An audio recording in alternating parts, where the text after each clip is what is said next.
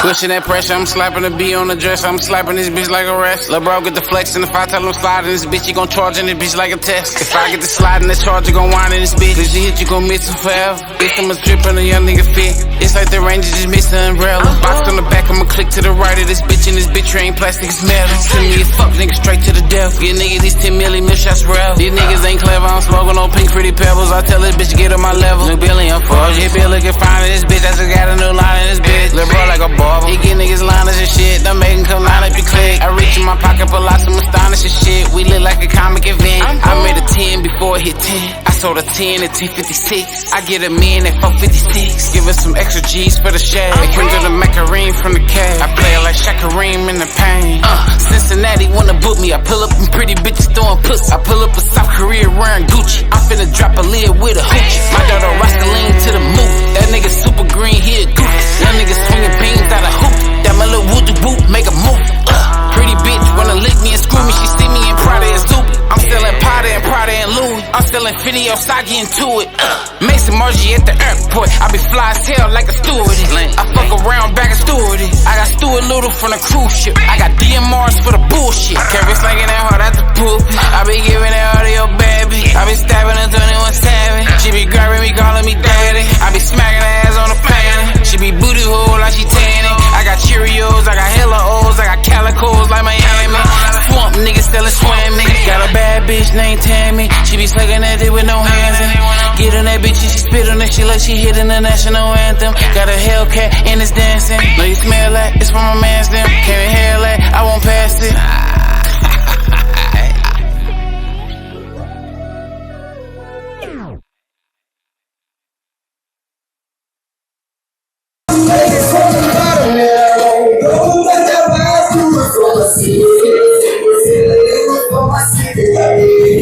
Hey man, y'all know how we do it. It's another episode of Smoking Talk.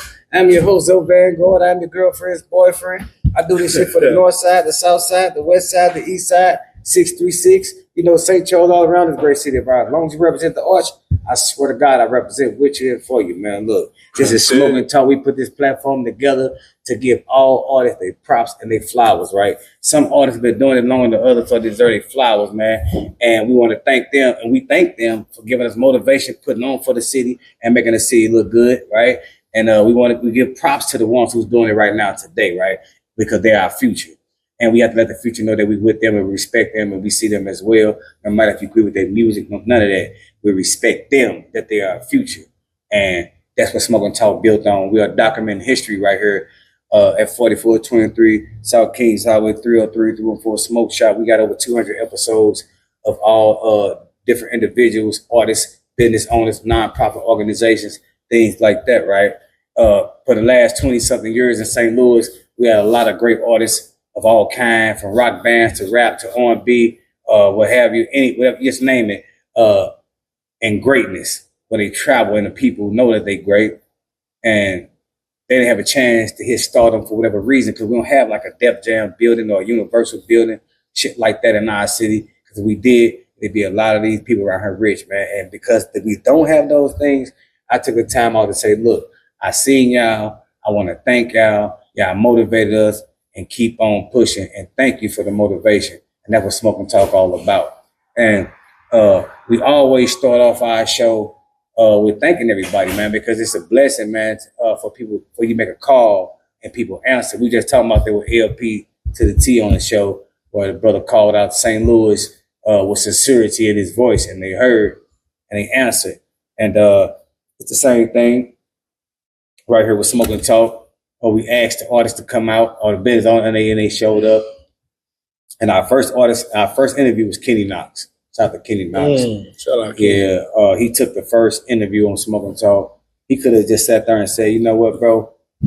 I'm gonna wait till it take off a little more, you know what I mean? And then I'll come on there. We did, man. And this is what I celebrate that first interview, because he set a fire to Smoking Talk that's still blazing, and it's getting brighter and bigger. With that being said, today we welcome to Smoking Talk, Yerrty motherfucking G. The motherfucker ain't on his name. I put that on there. It ain't Yerrty G, man. Shout out to Yerrty G. Welcome to the show, Yerrty G, man. I am a motherfucker, though. Oh, shout out to Yerrty, the motherfucking G, right? Welcome to the show. We appreciate you coming out, man. I appreciate you having me, bro. Oh, no doubt, no doubt. It's all good. It's all love. You know, you've been working in the underground, man. I remember meeting you, man. I think it's like 2020. Yeah, 2019, like that, 2020. It was at the Hustlers P Fest. Yes. When I met you as the smoothie guy. Yep. I was gonna bring that. Hey, look. Hey, man, it's crazy, right? So when me and Yerrty G met, right? I got a smoothie business, right? So fire. I make the best smoothies in the world. Can't nobody in the world beat me. I said the world, Craig. I swear to God. I'm standing on that. But put money on it. Yeah, and Yerrty G, right? So I'm selling the smoothies at the fest. Boom. So he come up and like, I heard you got smoothie, bro. Let me get one of them. Boom. Gave him one. Bam. He come back. Boom. I'm on fire, right? He come back get another one. I said, hey, you want one for your daughter? Yeah, oh no, she don't eat nothing like that, man. She don't fuck with no shit like that. She will turn it down. I said, no. Matter of fact, man, look, I'm gonna give her one, right? Just give me hair. I said, give me just $3, some old shit. She like it. He like, oh, I'm telling you, man, she don't like it. But I handed him his, then gave her one. Man, let the baby open that motherfucker up. She looked up at him like, damn. Like, yeah, I want this. Like, yeah. So, and to this day, bro, on everything I love, I swear I use that story time after time with people because that was a learning point for me too. Yeah, because it lets you know, like, you didn't do nothing different to get somebody else. Nothing different. And once you told me that your baby don't eat nothing like that, she shy away from that. And when she took that and liked it, that means we have something real with substance to it. Yeah, that's just like with the music. If the kids like it, it's a hit. It's a hit. It's a fact. It's a fucking fact. And like 2 or 3-year-olds running around. Hey, my booty out. Just seeing Sexy Red and shit. Yeah. Like, it's a hit. It's a hit. That's a fact. That's real shit. And that's what I thought about. I tell you that story time after time, bro, because it's all about making people know what they got is real in life. Yeah. Giving people hope. And your daughter one gave me hope about, even though I know my smoothies, that's a fact. Because to see a child that don't fuck with nothing like that, fuck with something like that, I know I really got a hit, like you said. That's a fact. So shout out to you. And I want to shout you out for that because you were supporting at the time. You was buying smoothies from me, bro. You wasn't on no music shit or nothing like that, bro. And I take all support real. That's how I make my living in life, bro. I sell smoothies, bro. Hey, that's what it's so about, when man. you buy one of them, that mean the world to me. That's what it's about. When I'm not in rapper mode, I'm coming to be a patron. Right. Just right. Sell me the product, give me the show. That's it. Gotcha. We can chop it up music afterwards, but let me be a customer. Right. Gotcha. And that's how I met the brother. He ain't lying. That's a straight up fact. Everything he just out of his motherfucking mouth. That's a motherfucking fact, bro. That's a fact. Now he bought one smoothie, goddamn, bought a couple of them. I got 3 of them, goddamn it. Exactly. Yeah. And then some other dude witnessing the situation. Big dude was there. He standing back. He was getting a t-shirt from somebody. Heard the situation. He's like, hey, let me get one of them, right? So when they walk off, I gave him one. He walk around, going to see the show and everything. Or he killed it, but he come back, hey, man, give me 3 of them. That's real. Straight up, give me 3 of them. Like that day, bro, it was so powerful because I sold out, completely out. Right. Yeah, bro. I would make them on the spot. I already had came with some already put together, right? Sold out all of them, and I had to start putting together on the spot. Yeah, bro, we had the van and shit out there. Like, dude, hey, man, shout out to y'all, shout out to that, shout out to you, man. I'm bringing all of it up to say, like, this man is exactly right about who he say he is, about supporting first, because that's how I met him. I didn't meet him on music tip. No, we was at a music festival, don't get me wrong, but it wasn't between me and him trying to get a verse out of each other. It was strictly Ben. He was supporting, like you said. Yep. So shout out to you. Human to human. Yeah, flat out. And from that day, bro, if you notice, I always fuck with you from that day. Right. Yeah, like flat out. I don't give a fuck what going between nobody. I keep that shit on them and on that. Bro, I focus on the people that fuck with me, that made a difference in my life. They were making a difference in my life right at the point when you buy smoothies. Shout out to you, Yerrty G. I start my show by asking each and every person where they get their name from, right? Because as artists, we name ourselves out of something we believe in, something we stand on, something we die for. Just some real ass shit, man. Where the name Yerrty G come from? How you get it? All right, so the name Yerrty G. So my last name is Heard. Heard? Yeah. Gotcha. They used to call me Yerrty when I was growing up. Gotcha. And then it kind of translated into Yerrty later on when I was working at the Hunter House. Oh, okay. Yeah, so it's pretty simple, you know. Yeah. This one ain't no Cinderella story. Yeah, this one was straightforward. Went from Herdy to Yerrty. Herdy to Yerrty. And then it used to be Yerrty Cuz, but then I decided I don't want that to be the context of all interviews in my career. Gotcha. So I changed it to Yerrty G for Yerrty Grinds. I fuck with that. I fuck with that. Renaming, rebuilding yourself right there, immediately thinking about the people, thinking about the product and things you'll be putting out there. That was a smart move. Show me that you own some real business shit with yourself. Yeah, now of course, when I first changed it to Yerrty G, I got a whole lot of, hey, you a GD? Because if you look at my logo, it's got the black paisley within the G. And that was just more so random. Gotcha. I'm like, bro, I ain't no GD. I ain't really no GDs in St. Louis. Right. Damn. Some West Side niggas, that's it. Damn, you got your GD, huh? Yeah, I'm like, damn. I mean, much love, respect to them. Yeah, much love, respect to the GDs. That's not what I am. Right. Because you put the G on your name. Yeah, I understand. Like Stoney G. See Stoney G, he a GD. Yeah, he from the east side, right? Yeah, from the east side. Yeah. And that's, they put that G on that. When they hear you put the G on your name, goddamn it, you're pretty much tagged in. Man. But that shouldn't be like that. Let me leave that part alone. But Yerrty G. Yeah. Shout out to Yerrty G, man, and how you got that name and shit. Like I said, I like the way you changed it up, switched it up, and flipped it, right? Out of respect for what you're doing for yourself in the craft and everything you're doing, right? Where was you born in? Was you born and raised in St. Louis, Yerrty G? Yes, sir. North side, St. Louis. North side? Damn, shout out to the north side of St. Louis. Went to Blewett, Vashon, Sumner. No, he went to all them motherfuckers, huh? Yerrty to the G. You got the right name on your G. Goddamn, you got to be a G going all them goddamn. Yeah, Vashon it wasn't too bad. Vashon wasn't too bad? Nah, because I ain't gonna lie. I ain't really like jump off the porch to my junior year. That's when I started just getting into shit. Yeah. Okay, so you just really just like fucking with chicks and shit going to school. Yeah. I was fucking with the females. I had a grill, worried about my waves, and I played organized ball too. Organized ball? Yeah, I was a hooper. Basketball. Yeah, I played for St. Nick's. I played for Youth and Family Center. I played for Herbal Hoover. But I played for a church. Damn. National champion too, by the way. But that's another story. That's another story. We want to all that shit. That's another story. So like that. Hello. So you tell I could have played basketball, man? You about the same height, ain't you? 5'9", Yeah. Damn. So how the fuck you like the big tall mother like that one? Well, see, the thing is, when I was younger, hold on. This is my childhood. Should I go through? Don't mind me, man. Yeah, when I was younger, I wasn't a guard. I was a forward because I was one of the taller kids to be, in the 5 foot range. Gotcha. And I got long arms too, so I was always a forward. Gotcha. So, how many years you play ball? Let me see. Be honest, 7. 7? Yeah.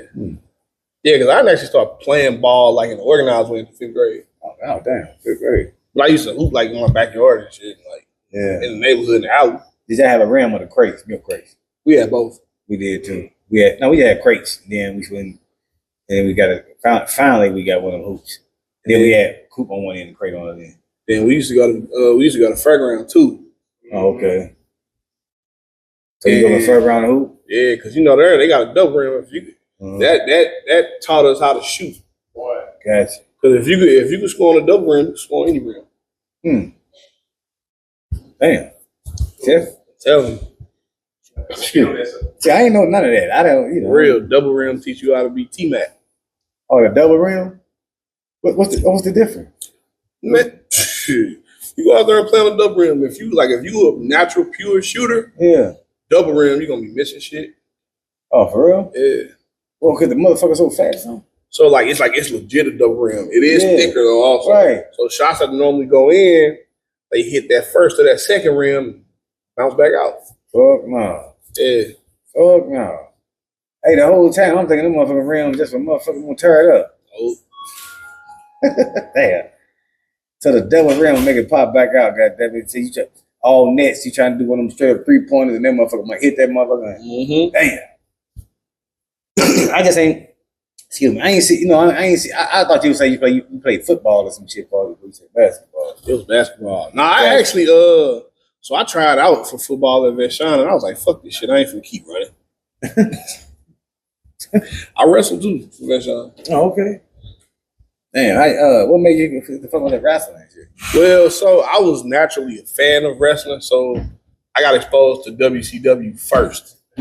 And then I got exposed to WW. At the time, it was WWF, but I got exposed to WWE probably like 2 years after I started watching WCW. Gotcha. Oh, okay. Yeah, I was real heavy on that Monday Night War shit. So you was on it, man. This back when like wrestling was ruthless, bro. They were showing titties on Monday and everything. Shout out to that, goddamn. But they had to change because you got to think about it. You got all these families. Yeah. You got the mamas and daddies that's bringing their kids. Yeah. And then like the mamas realizing that, okay, this is like some soft porn shit. So the attendance started dropping. So they had to make a change because if you can win the mama over, the whole family good. Yeah. Yeah, for sure. Oh, okay, Yerrty. So I said you was heavy in sports coming up there in St. Louis on the north side. Moving along in that. What age were you when you started really like fucking with the music and shit? Like learning that you like the music? I was 16. 16? Yeah, like I wrote a poem. That was like my first ever rhyme I ever wrote. I wrote a poem in 8th grade when I was going to Blue. Damn. And it was about something we love. Mine was about basketball. And like it didn't really resonate with me that I might have something here. I got you. It was because I was just doing my assignment. Oh damn. Yeah. He just flat out did it. Yeah.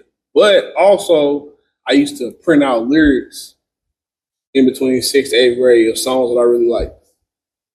Like I was heavy on Limp Bizkit. I used to print out all that shit in the library. And I used to try to say it exactly like them. And then I tried to put my own twist on it. And that's when everything started clicking. Damn. Yeah, bro. Damn. What's up? And you start with a poem and you just flat out did it. Yeah. That was your assignment. Yeah, and then fast forward junior year at Vashon, I met the guy who I was really good friends with, named Nigel Lamont. He was freshman, I'm a junior. He was a producer also. And he was promoting a CD full of beats for $30. Now, at the time, I didn't take that serious, obviously. But fast forward after graduation, me and him, we linked up. We started making a lot of music together. He produced a lot of records for me. Oh, that's after graduation? Damn. I got right at it.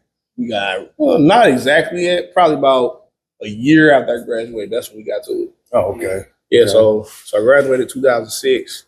2007, I was already kind of in motion of starting to make music because I made my first song ever right before New Year of 2006. We had did this gigantic remix of One Blood. It was probably like 18 minutes on there. Damn. Yeah. Damn. And like it was all cats who normally wouldn't fuck with each other on there. Yeah. Damn. But like, shout out my boy Nitro from Persian. He put everything in motion. He had the studio, and he was neutral at that time. Gotcha. At that time, he was neutral, so everybody fucked with him. Yeah, but he did have to have us come there at different times. Yeah, for sure. I bet that, it was gonna be some shit going down in his baby. So Bloods and Crips on one track, or was this all? Yeah, Bloods and Crips. One Hoover Crip. Yeah, y'all was bullshit. He said, what year was this? 2000 what? 2006. 6. Damn. Yeah, I wish I still had access to it, but that Piff gone.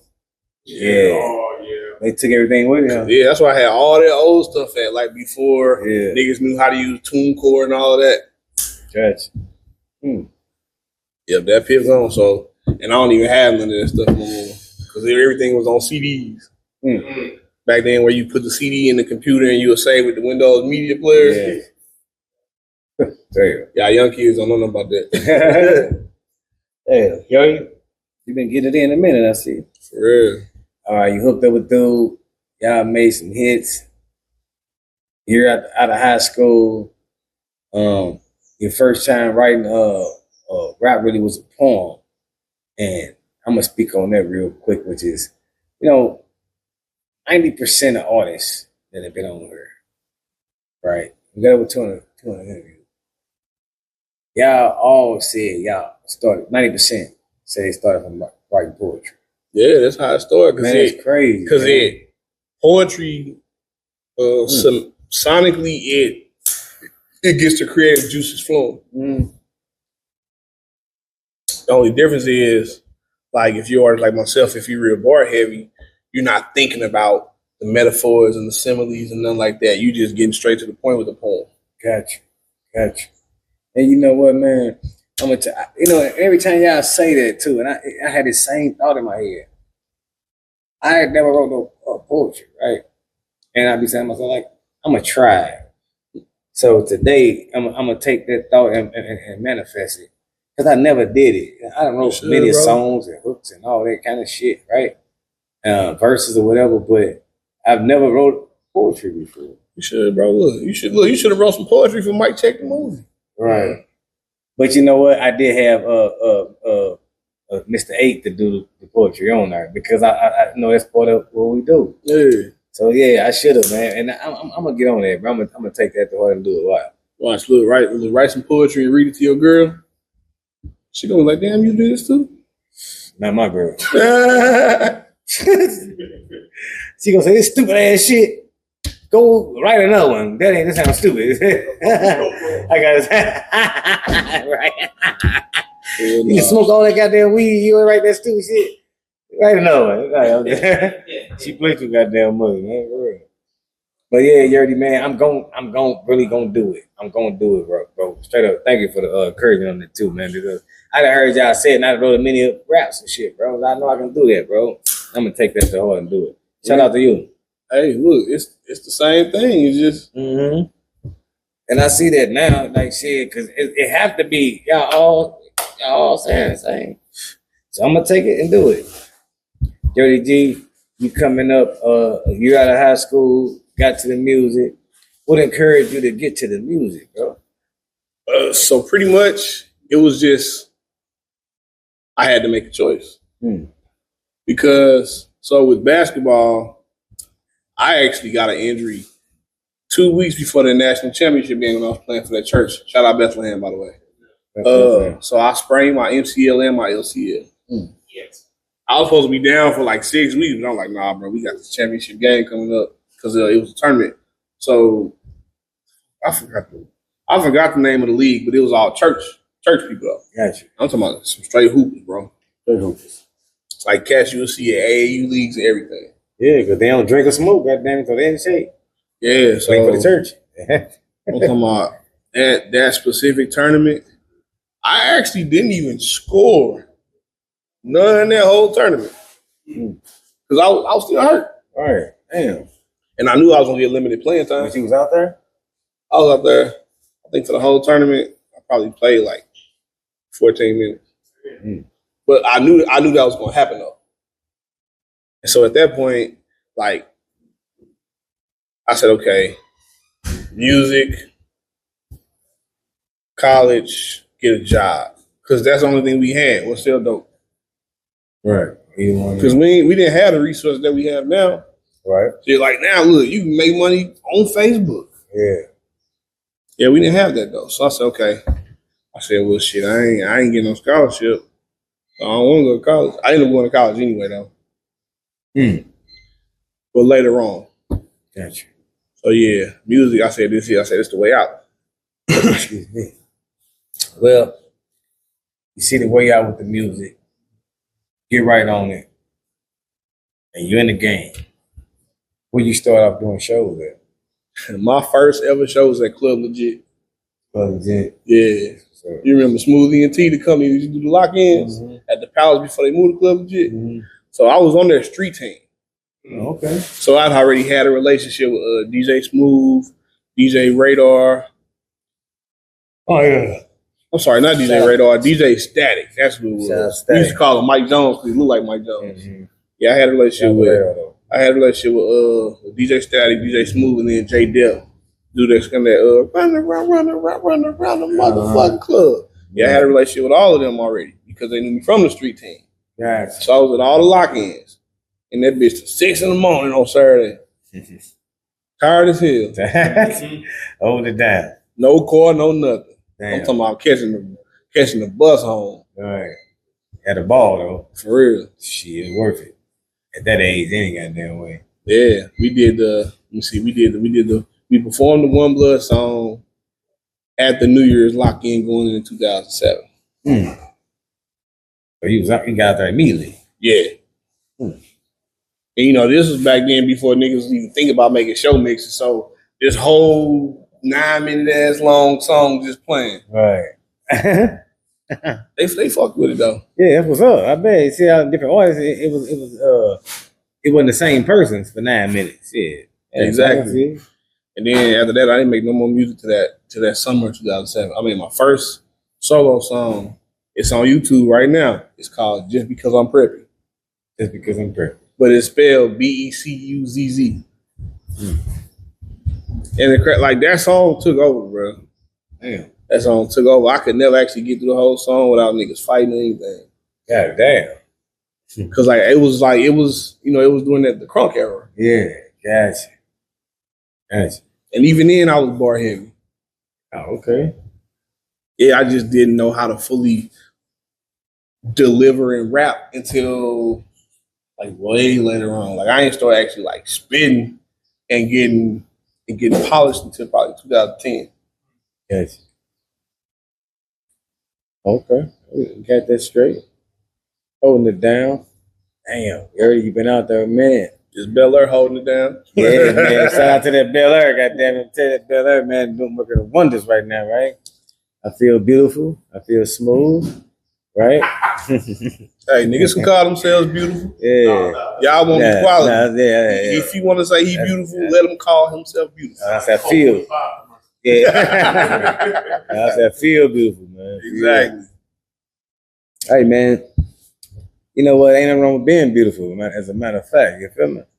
You can do whatever you want to be. Man, I'm telling you, women tell you, hey, man, when the woman tell you something, goddamn it, that's official. It's official, yeah. Yeah, all right. I don't give a fuck about what no dude say, Yerrty. We ain't talking about music. Now, if we talking about music, I might care, but exactly. Now we talking about. See, even then, I don't give a fuck the niggas say. And I'm ugly. I don't give a fuck. I'm probably ugly to you, man. You a dude. Exactly. I don't want to be handsome or nothing to you, player. Fuck out of here.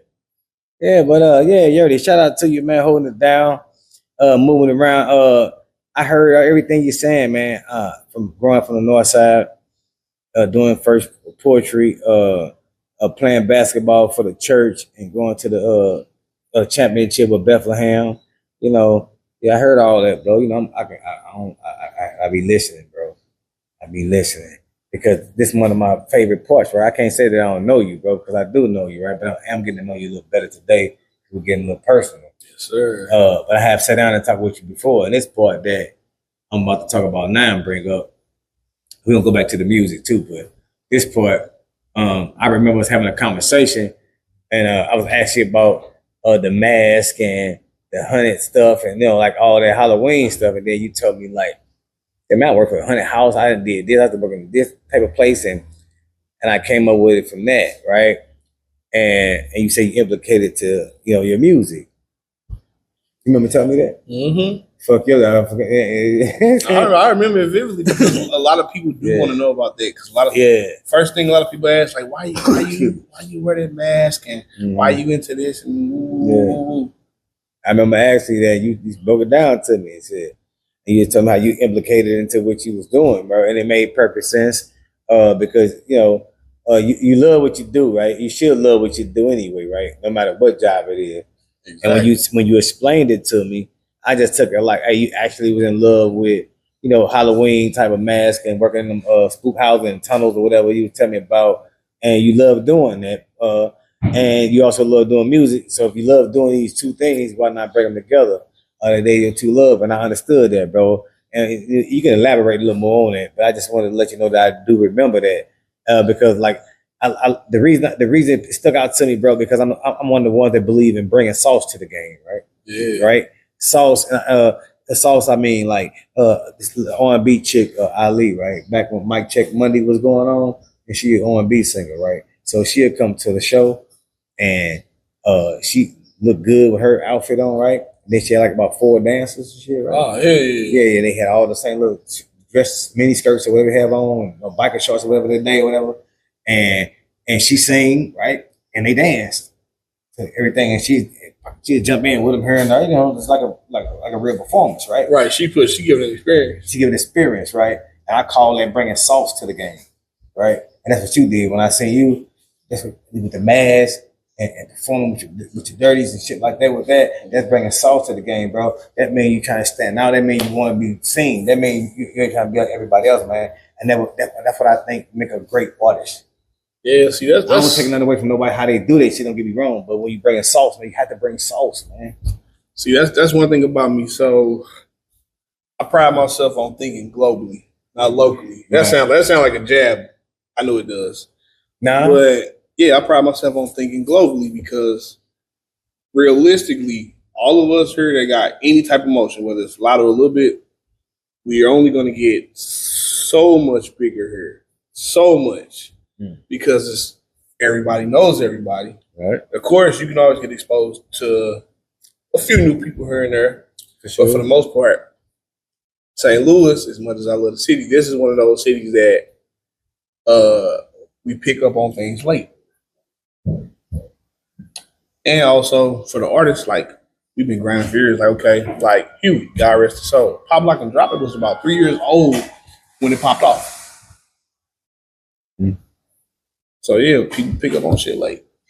Yeah, that's for sure. And so for me, like the whole, like with the horror part of it, I wouldn't say I'm categorized as a horrorcore artist because I don't be rapping about like no necrophilia and shit like that. Right. It's just music speaks through me from life experiences. Gotcha. So, okay, so like for example, I got a song called Black Magic. Now, I am Haitian, by the way. Gotcha. But Black Magic has nothing to do with my actual heritage. Right. I am talking about voodoo a little bit. Mm-hmm. It's like on the remix, I say, I double dare you to step into the mind of the devil's worst nightmare, God. The boogeyman they call it Yerrty Kayama. Kayama is a Haitian voodoo god out in Louisiana. The boogeyman they call it Yerrty Kayama, in case you were wondering. Como Teyama. I forgot what Como Teyama means. This shit's old. That's on my dead homies. You done with these problems? Hey, look, where you from? And look on what comes on wrecking your dome. Drink your blood and shatter the bones. That's all voodoo shit. Gotcha. So, okay. I understand what you said, even the lyric part, and after you broke it down too. Saying that to say, you say you didn't mix the heritage in it, but what made you do that song? So originally, all right, shout out Rabu. I love him to death. So he never knew this, but Black Magic was this to him at first. The original version. Right. Not the remix. And that's but that's before I was business savvy in music, right? Right. So I signed up to be on Slumfest because I was at a point where I was just killing shit. Like I was real polished. I was getting ready to drop my first EP, Kool-Aid and Porn or whatever. Right. But yeah, I never made the roster for Slumfest. Like I said, I wasn't business savvy yet. I got you. And I thought that, okay, if I submit the music that's good enough and not go to the whole, I don't know what they are, his freestyle thing he used to do, his cypher session Sundays, I was like, I don't want to have to do that.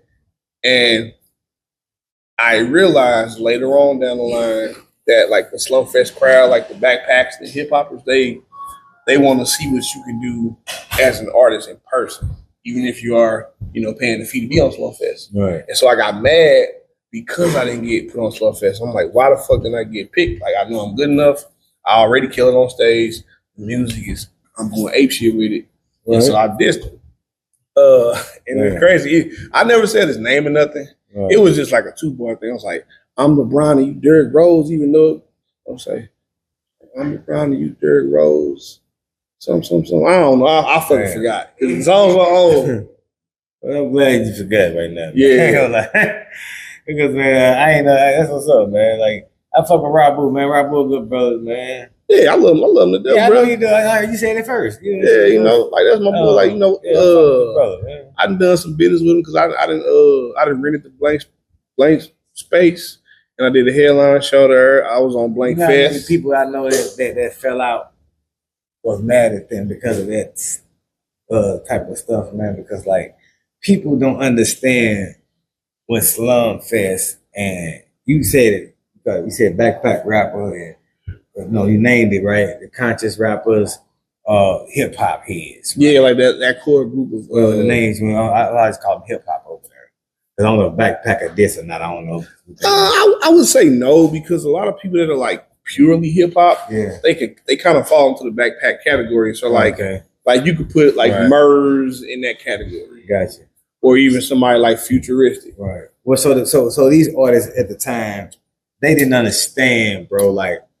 They know Slum Fest was big, right? So they was like, damn, I'm trying to get on there. Like, well, you got to holler at this dude now, man. You know, whatever goes through the process of that. Mm-hmm. So what the fuck? Who the fuck they think they are? Well, you know, people talk the shit.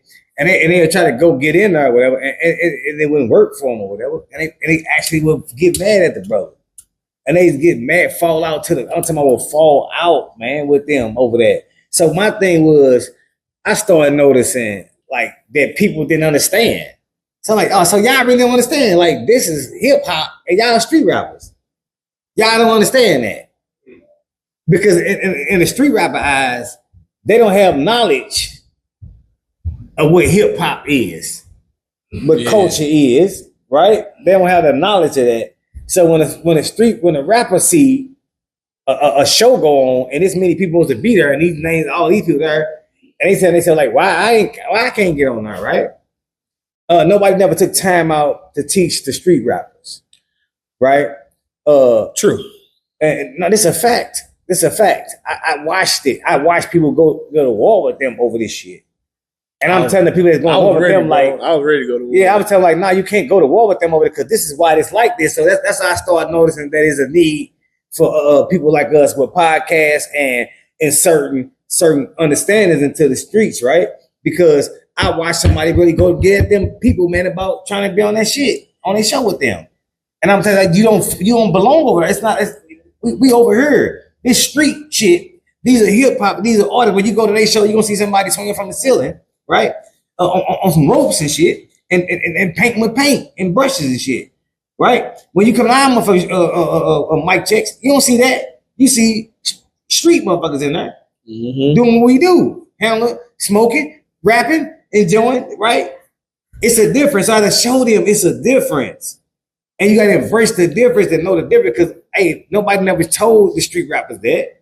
So they at war with people thinking, how you going to hold a big-ass show and we can't be a part of it? Or I can't be a part of it. And I know I'm dope. You just said the exact same thing. Well, see, but that is where what I call bad politics come to play. Bad politics? Yeah. Because, unfortunately, politics and everything, every industry. No, I was just trying to think what part was it? So I call it bad politics because it probably was about relationships back then too. For sure. I just didn't know because I wasn't business savvy back then. Gotcha. On the music side of things. Yeah. Now I am. But when it comes to specific politics, I swerve them all together and I just remove myself if I believe that it's going to be too much work, or if it's a certain individual, they want you to do a lot of ass kissing. Right. I just remove myself from the situation because there you go. I ain't doing all that goofy ass shit. Right. Yeah, it's like that's why I started talking the way I started talking a lot of times over the years because I started understanding that the street rappers didn't understand that there's a difference. It's hip hop, you know what I mean? It's two different types of music. Yeah. You know what I mean? And see, I don't even think I consider myself a rapper anymore because I make new metal music also. New metal? Damn. But I was just going to ask everyone next question before we got into that. What like, What do you consider your music and your sound? I would say multidimensional. That's probably the best way I can put it. Because one song, you're gonna get me just straight spit. I'm talking about bar heavy, I'm talking about Corey Guns type shit. Or matter of fact, even Crooked Out type shit. Like that's how bar heavy I get. Gotcha. But then the next song, you might be like, damn, this nigga sound like Blink-182. You never know what you're gonna get with me. Gotcha. And that's because I listen to different types of genres. And now metal is my favorite genre. You like heavy metal type? Yeah, that's my favorite genre of music. Damn. My genres are heavy metal, R&B, How the fuck rap. you get over the heavy metal? So my house was diverse growing up. Gotcha. Now, we wasn't listening to that in my house. I was in my black boy, white boy, black body era around the age of like 9 to 12. Back when TRL was out on MTV. So I used to go back and forth. I used to watch TRL 2 o'clock, 106 and Park at 5. And I used to watch Rap City at 4. Right. And so I got exposed to all these different things. Like NSYNC was one of my favorites.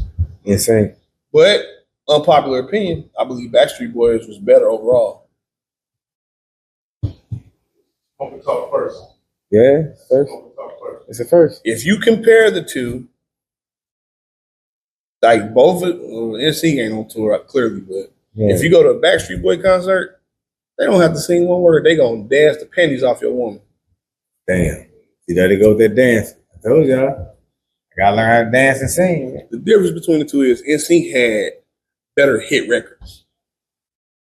But Backstreet Boys was overall, like talent-wise, like overall between the music, the dancing, Backstreet Boys was better.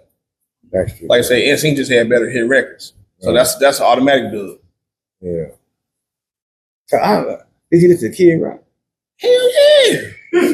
I listen to Kid Rock, I listen to Fall Out Boy, I listen to Green Day, I listen to Papa Roach, My Chemical Romance. Yeah. Damn, you really fuck with it, huh? Yes. I like, you know what, man? I like some. I do. Sum 41? No, yeah. Yeah, I listen to all that, bro. You know, some of that, right? And then I really love Queen and Journey. Journey, like you can't tell me shit about Journey. It's a couple of like I like, because I got a song called "Bang with Your Head Up."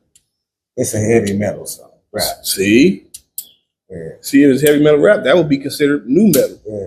New metal. Yeah, because like new metal is. I was starting on the album rock. I was calling it rock. Rock rap. Whatever. I forgot what I was calling it. Shit. But it's called new metal. Huh? Yeah, it's like a mixture of rapping and singing over, of course, like metal beats. Like I was just talking about that. Okay. Like think about Limp Bizkit. Yeah, I fuck with them. Limp Bizkit, Korn, Linkin Park, they're all like new metal pioneers. Yeah. Yes. Yeah, because I fuck with Kid Rock too. I fuck with Kid Rock. I want to make a song with Kid Rock too. Still to this day, I would. Yeah, he's brother. Go for it. Shit, he's still making stuff with Yellow Wolf. Straight up. What's up? And then Yellow Wolf, I would consider him like folk rap. Yeah. What's folk rap? Like? So it's got like a rock in the country twang, but he's still rapping. Oh, okay. So what Jelly Roll consider that? He's straight up country. Now he's straight country. I know. Yeah. He started out rapping at first or some shit. Yeah, he was always a spitter though. He had sprinkles of country in his music. So Gotcha. the people like that are diehards, they understood when he went that direction. He should have won that Grammy, by the way. Yeah, Big Dog be bullshit, man. He be on a lot of shit. I be check out some of his shit sometimes. And his show was crazy. He be preaching to the crowd and everything. What old school rock you like?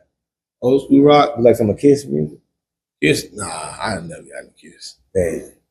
What about Def Leppard? Def Leppard, yes. So Kiss had a song called "God Gave Rock and Roll to You." You don't like that? I couldn't get with him because I got exposed to them when I was younger, before I even knew that I liked that type of shit. Gotcha.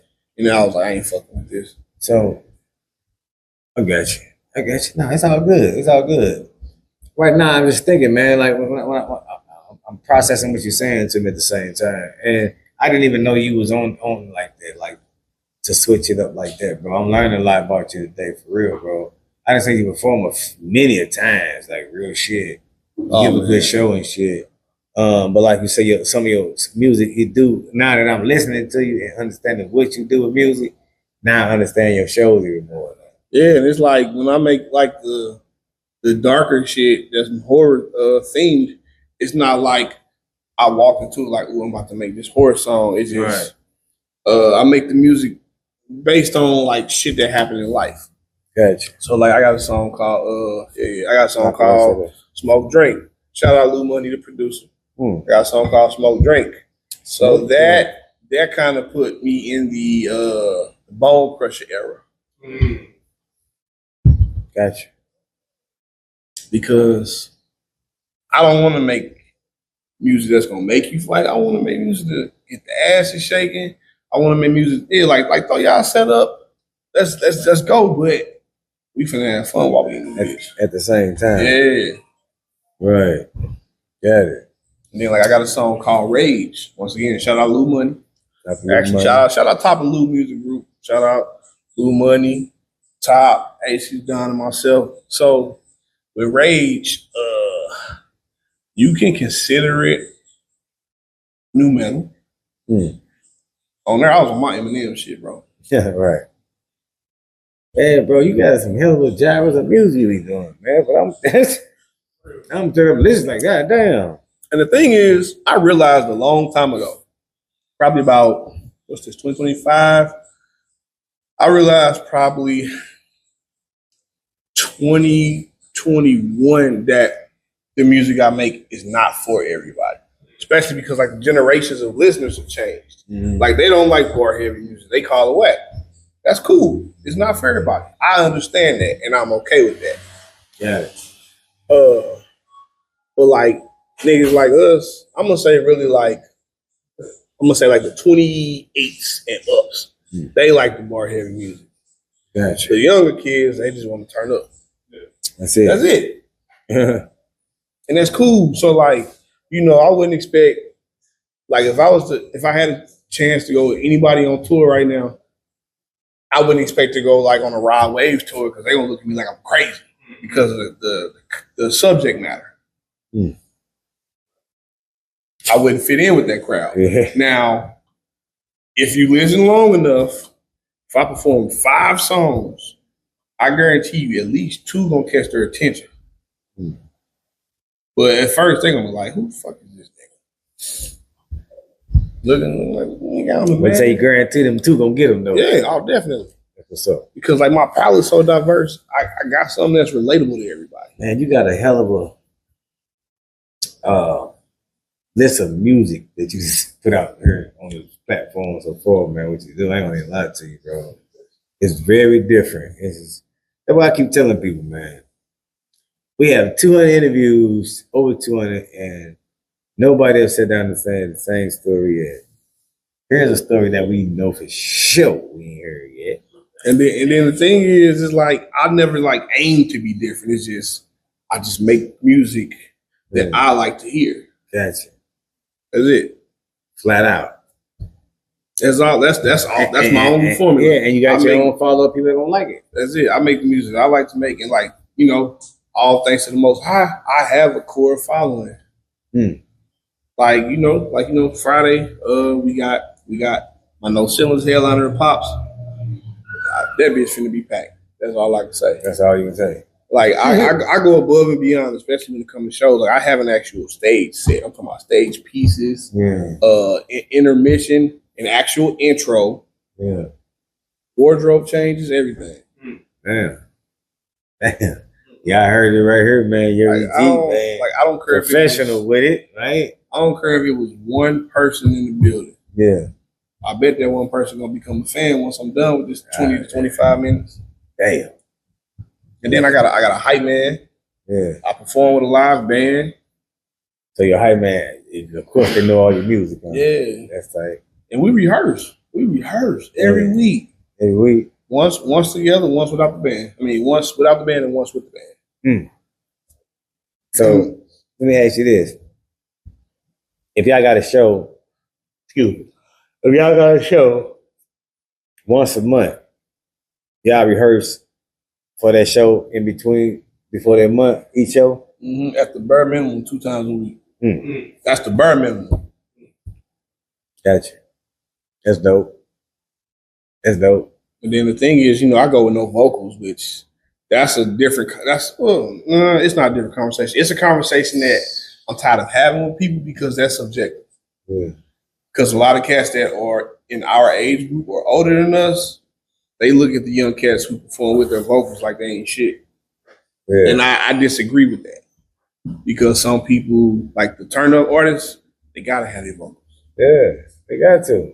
Yeah. Now, I personally prefer not to perform with my vocals because I've mastered how to deliver it the same way I deliver it in the studio. But yeah, I'm tired of that conversation because what people be trying to say, like you shouldn't do it like that. Or what? So it's mostly the older cats. Yeah, it's mostly the older cats. They say if you perform with your vocals, you're not doing it, or they be like, we don't want to hear it. We could have listened to Spotify. They always complain. Oh yeah, about it. I got you. Yeah, they complain about it. Like I said, I used to feel that way at one point in time. Right. But then the more and more concerts that I went to, I'm like, well, this person's still killing it.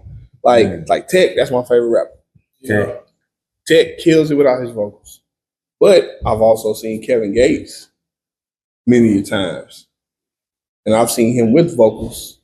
And that was one of my favorite concerts. So it's like I said, the whole vocals, no vocals thing is subjective to the person. Gotcha. Yeah, I'm an advocate for a fine balance. Yeah, now I'm listening to you, bro. Shit, I'm taking it in, man. I'm enjoying the interview, real shit. When I'm quiet, I mean I'm really soaking up the energy and information, bro. You got a good information right now, bro. Like most of the shit I ain't know about you. That's what's up. Yeah, man. Like I try to help people too, man. Like one of the things that I do when it comes to like these younger artists that I do have conversations with, I tell them like, just get your paperwork together. Like if you're gonna rock with the YouTube beats, at least find that producer's website from YouTube and get the unlimited lease. Then you can get the track out. You can put it on the platforms without having no BS later on. Like sign up for BMI, ASCAP, Harry Fox Company, whoever. That way you can register your performances and get performance royalties every quarter. Gotcha. Get sound exchange. You said register with ASCAP and BMI. What else you say? So you got ASCAP, BMI, Harry Fox Company. It's a couple different other ones too. Gotcha.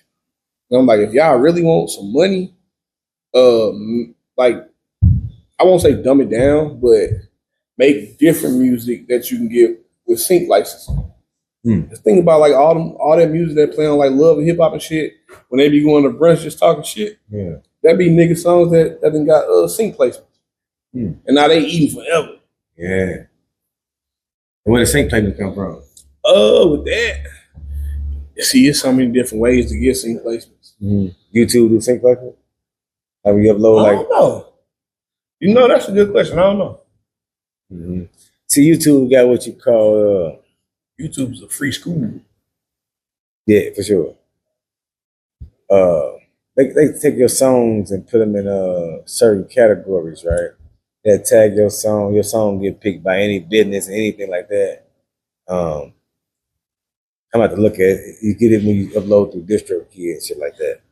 And YouTube pick your song up if they like it, if it fit this one category, they'll tag it. And they let you know if any business or like McDonald's, anybody want to use it, you get to use it, they'll send you the finance deal and all that type of shit. Okay, so yeah, that's the same placement, yeah. Same placement, okay, gotcha. All right, gotcha. So when you get sync placement, them people that's in them movies and episodes, what they're doing is what? How they pick that music out? How do they see it? How do they come upon it? So most people pitch it. Like most artists will pitch their music for sync placements.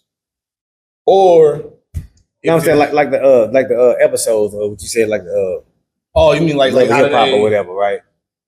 How do we love and hip hop search for the music? Yeah, I think it just kind of goes back to the artist pitching it out. Oh, okay. Yeah, because I don't know if they actually go looking for music. They probably do, but yeah, I'm pretty sure they do because they have to find like. Okay, matter of fact, okay, so to go back to wrestling for a minute, right? Stevie Stone, Mm-hmm. which he's from Malta, Bend, Missouri, but you know he a hometown guy. Gotcha. So one of his songs is the theme song for Solo Sequoia on wrestling. Damn. And I found that out just from listening hard enough. I'm like, that sounds like Stevie. So then I went on Tidal because I don't use Apple Music. I went on Tidal and I searched WWE interest themes. And I'm like, this is Stevie. He eating forever now. Stevie Stone? Yeah. Shout out to Stevie Stone, man. Damn, that's what's up. He eat forever now, bro. The thing about these wrestlers, they wrestle like 4 times a week. They do Monday Night Raw, the SmackDown, then they do the house shows in between. So if you had a song that was in sync placement, right, and you wanted to pitch it to one of the wrestlers, how would you go about doing that? I would have to find a company. So, like Harry Fox Company is good for that, but also shout out to Skittles. Skittles has Airwaves. That's her sync company. And, you know, she's had placements on Jersey Shore, Xbox ads, everything. What's Skittles? Skittles. St. Louis? Oh, straight up. Yeah. I just heard that not too long ago. Oh, okay. Yeah, if I'm not mistaken, she actually is teaching a class at like either Webster or Washington University on how to do this. Oh, okay. Shout out to Skittles. Damn, what's that? Yeah, shout out Skittles. She dope, bro. Like she been dope. Like I didn't know she was doing that though. Yeah, like she been doing this shit before anybody as far as the bigger scale. So like if she never wanted to make music again, she don't have to. All right. Yeah, I'm pretty sure she in that position. Fuck yeah. And she got hella placements too, bro.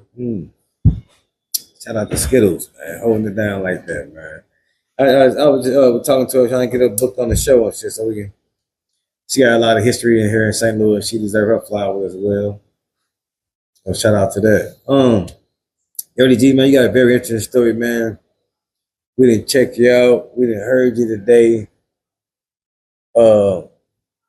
And I'm amazed by the music genre that you come up with. You talk about that you do, man. Like, and it's amazing, and it also not strange to be at the same time because when you look at your crew, y'all, you can tell y'all perform. I mean, y'all rehearse because it shows in the performance. Yeah, that's one thing about me. I hate a sloppy performance, bro. Like it'll make me never pay to see you again. Damn. But we can tell, bro, you take pride in what you're doing, man. Yeah, I treat everything like this is the last chance. Shout out to Yerrty G. Shout out to your crew. You want to get somebody some shouts out, man? I know you fuck with Yeah, man. Shout out some people out before we get to got a couple more questions. I missed the question with L to the T, man. Damn, I just tripped out there. Yeah, so first, of course, like once again, you know, shout out to Team Top and New Music Group. You know, we're gonna be at Pops this Friday for no ceilings. Tickets $10 or $22 at the door. Shout out Ross Money. I appreciate the opportunity, bro. Another one. Shout out my big bro and mentor, Zeus Rebel Waters. Shout out to Zeus. Me and him, we got a new metal band called the Rebels. Oh yeah? Yeah, we got a project dropping later on this summer. Yeah. We went on tour with Mayday, formerly Estranged Music last year. 20 days back to back. 20 days back to back. Yeah. Shout out to that, man. Zeus on tour right now. He gonna be in Texas this weekend. Gotcha. Shout out to that, man. Y'all keep pushing, keep going. And shout out to my podcast. Actually, I'm part of a big collective. So my podcast. What's your podcast about, man? So it's me and my boy Nick. We call it Toxic Icon Podcast. So it's about our perspective as haunted house actors. So the good, the bad, and then we got the sub series, which is called the Radioactive Road Show, where we go to other haunted houses to guest act during the off season. So like the halfway to Halloween events, the spring break events, the Christmas events, all that. And then we got Dead Man's Mike, which is a podcast that my boy Nick created with my dog Craig. So we all up under that Takeover Films and Toxic Cover Media umbrella. So Dead Man's Mike is a podcast about Halloween Horror Nights specifically, like speculation, the new haunted houses that's coming up, our experiences from older Halloween Horror Nights events in years past, all that. Then you got GhoulieCon, which I'm 1/3 owner of GhoulieCon. It's a horror convention in Newport, Kentucky. Okay. Yeah, so it's like Comic-Con, okay. except it's all horror based. Gotcha. What else you got? Hold it once a year now? Yeah, once a year, but starting 2026, multiple times a year, like the Horror Hounds and the Days of Deads and all that. So, of course, it's going to be back in Newport next year. Yeah. But we also bring it to St. Louis next year.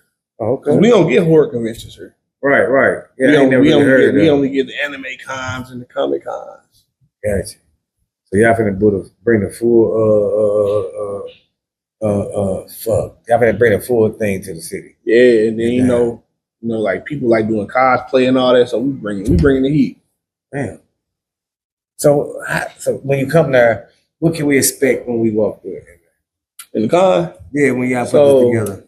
So with this, you're gonna have vendors selling spooky related things, some normal things. You might see a celebrity here and there that you see in the movie. You're gonna you got the cosplay people dressing up. You got one thing we doing that sets us apart from other conventions. It's a 4-day long event. Normally cons are only 2 to 3 days. Oh damn. The first day, which is not even a convention day, is called the Ghoulie Crawl. It's a bar crawl. Yeah. So we got the party bus picking people up from one specific location. They going from bar to bar to bar to bar. Damn. Just getting crispy. Yeah. Second day, I'm really excited about the second day. That's the Excellence Awards. So what that is, it's centered around all the horror content creators, haunted house actors, things like that. So they having like their fans vote for them in specific categories. Gotcha. So like we not in charge of none of the categories. We having the people vote. Okay. Yeah. There's some real serious shit going on here, man. Yeah. And then I like to hear that going on for the city though, too. Real shit. That's what's up. And then day 3 and 4, that's the actual convention. Damn. Day 3 and 4. Yeah. So the first 2 days just, you showing love. Yeah, like just the side stuff. Yeah. Gotcha. That's what's up, brother. Look. Yeah, I want to give you a shout out for that, man. Shout out to you, man, with this music, man. Keep pushing, keep going. We want to thank you, man, for everything you're doing for St. Louis and the arts, man. You're making us look good. Make sure you just keep everything up front like you've been doing, bro. Don't change up nothing you're doing. The only thing you change up is keep furthering. That's it. You understand what I'm saying? And going back with all that, nah, keep furthering. Other than that, bro, I have no complaints with the brother, man. You've been putting work in for this city for a while now, man, and we just heard to thank you and give you flowers, man. And the crazy part is I'm still kind of unknown here. But that's because I toured so much, too. So that's like it's a gift and a curse. Yes. But I do appreciate the people that support me, whether it's a little bit or a lot. I appreciate any form of support because y'all don't have to. Because, we in that era where people say people support what they want to support. Yeah. Mainly people that be mad say that. But we in that era where people support what they want to. And y'all don't have to support me, so I appreciate the fuck out of y'all. Right. That's what's up. Shout out to you, Yerrty G. Before we get out of here, man, I got one more question. I got to ask each and every person the same question to come on the show. There's no wrong answer to it at all. You can answer how you see fit. You good, I promise you. I'm ready for it. Do you prefer love or do you prefer loyalty? That's a loaded question. And I say that because from a realistic standpoint, a person that's loyal to you doesn't have to love you. But a person that truly loves you, they can be extremely loyal because they love you so much. But I would definitely, if I had to pick, I would pick loyalty. Because the person that's loyal to you will go to war for you, even if they don't necessarily love you. Yeah. For sure. Well, shout out to loyalty. Shout out to you. Yes, sir. Thank y'all for tuning in. I'm your host, Van Gordon. I'm your girlfriend's boyfriend. I hold it down for the north side, the south side, the west side, the east side, 636 St. Charles, all around the great city. And we are located at the new hip hop hub, 4423 South Kings Highway. We open 7 days a week. 303, 304 Smoke Shop. We have all your smoking necessity needs, your relos, your shishas, your hookahs, your pens, all the gas bars open, and we got the raw cone. And they got the snacks. And we got the snacks. St. Louis Snacks is over there, man, on deck. And we got the St. Louis smoothies in the building. Make sure y'all get y'all one of those, man. I got the best smoothies in the world. And the Bel Air. And the Bel Air. Yeah, get the black bottle on deck, man. I done had about 3 glasses. That's what it's for, bro. We get it for y'all on the show, man. You know what I mean? Come celebrate y'all's success, man. We talked about all good shit today, man. What you talked about on the show, bro? We got to learn who Yerrty G is a little bit today. We learned how Yerrty G got his name. We learned how he started off doing poetry. We learned that he was playing basketball for Bethlehem. You understand what I'm saying? We learned a lot of things about the brother Yerrty G today, man. And what we going to say on Smoking Talk, we are thankful because we are documenting history right here today and every day. We do 4 interviews per week, and we're up 200. We're about to have a year anniversary Smoking Talk and the 200 episode party. So everybody, we out, welcome to come out and perform. Black from Oklahoma, need you to come out. Miss Angela from Oklahoma, everybody, Kansas City that I fuck with, Texas, come out. You know, the people that I've been traveling around the country with and doing this Smoking Talk with. I'm gonna need y'all to come to St. Louis. I'm gonna be setting the date pretty soon. We're gonna come down and have a beautiful time, man. I wanna thank y'all. Until next time, I'm your host, man, Zoe Vanguard. Hey.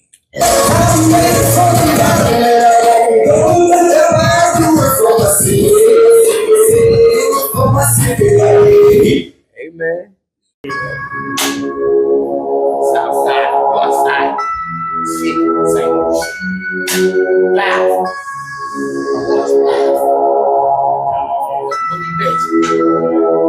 While you're high with a serious, rifles and serious, caskets to various. I'm serious, so serious. Got niggas stirring us. My mind gone clear full of the Glock plastic. I let you have it. Don't fuck with the back. Back to rearrange your face. I'm masked in your face. Face clear, rearrange your place. Looking for the safe. With the mag, stop the bombers. Take little shots. Extortion me. Create your bitch, take your portion me. All I want is my portion me. They give it, I take it. Take, I take, I take it. They bitch for trying to make it. They lot trying to shake it. Don't go home to stars. Still I made it. Roll up the killer camera like face. Roll up the killer camera like face. Roll up the killer camera like face. Roll up the killer camera like face. Roll up the killer camera like face.